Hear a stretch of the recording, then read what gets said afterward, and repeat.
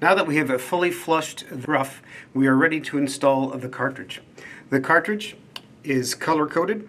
As you can see, the blue side is on the right and the red side is on the left, hot and cold. Inserting the cartridge into the cavity, make sure that it seats into the cavity properly, and then we're ready to install the nut. This is probably the most important part of the whole operation.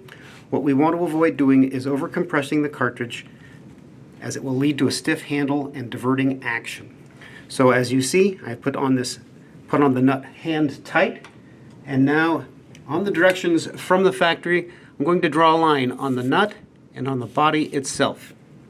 Once that line is drawn, I'm going to take a wrench and turn that from 12 o'clock to 3 o'clock. We can turn it much, much farther, but as I said, we don't want to do that as it will cause overcompression of the cartridge itself and it will be difficult to operate the diverter and volume control.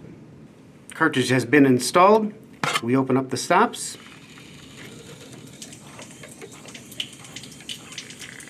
And make sure water is getting to the cartridge, and as you can hear, there is some water that are coming through there.